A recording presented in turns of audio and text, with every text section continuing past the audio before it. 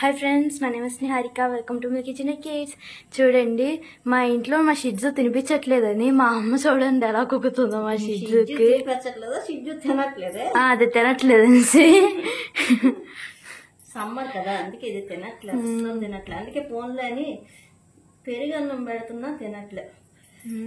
అందుకే లిక్విడ్ లా చేసి మరీ పడుతున్నాను. అప్పుడు కూడా పెరుగు అన్నం అంటే అన్నంని పొటాటోస్ క్రష్ చేసేది ఉంటది కదా, వాటితో మొత్తం క్రష్ చేసి చూడండి ఎంత జావలా చేసిందో. అయినా కూడా తినట్లేదని మా అమ్మ ఇంకా పట్టుకొని కూర్చోంది దానికి. కొంచెం రైట్ పెట్టు, తినకపోతే ఎలాగమ్మా, ఎలా బతుకుతావే నువ్వు? నాకు చెల్లి కానీ ఎటు లేకపోతే తమ్ముడు చెల్లి లేకపోతే పెద్ద అన్నయ్య లేదా అక్క లేనిది ఎందుకంటే నేను చిన్నప్పుడు అలాగే తినేదాన్ని కాదు. ఆ టార్చర్ అమ్మ తట్టుకోలేక నాకు ఇంకో చెల్లిని కానీ తమ్ముడిని కానీ నవ్వలేదు. దానివల్ల ఇప్పుడు ఒక కుక్కని తెచ్చుకుంటే అదైనా తింటుంది అనుకుంటే అది కూడా ఇలా తయారైంది. నోరు ఒళ్ళంతా చేసుకుంటుంది చూడండి. అది కొంచెం తినమ్మా, లేకపోతే హాస్పిటల్లో జాయిన్ చేస్తాను, సిలిండర్ పంపించేస్తాను. సరిపోతుంది. నిన్నటి నుంచి తిండి లేదు, తెప్పలు లేవు.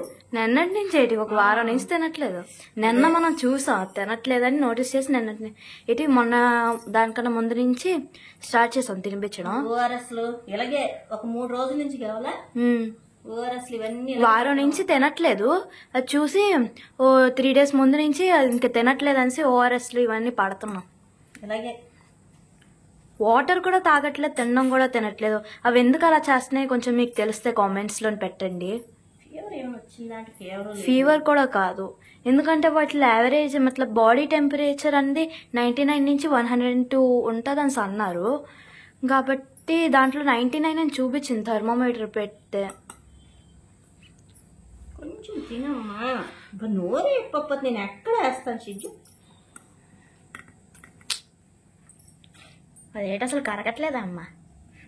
ఇంకా నయం కరిగింది కొంచెమేనన్ను. అసలు తినట్లేదు కదా అమ్మగారికి ఇస్తుంటే. కొన్ని ఉదయం నుంచి పాలు పెట్టాను, పాలు తాగలేదు. చూడండి ఎంత జావలా చేసిందో మా అమ్మ. నాకు కూడా ఎప్పుడు అంత జావలా చేసి పెట్టలేదు.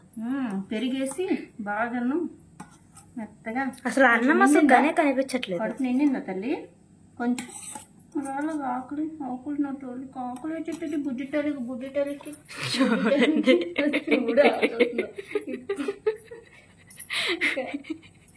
చిచ్చమ్మా చిచి తల్లి తాగచ్చు కదా నువ్వు.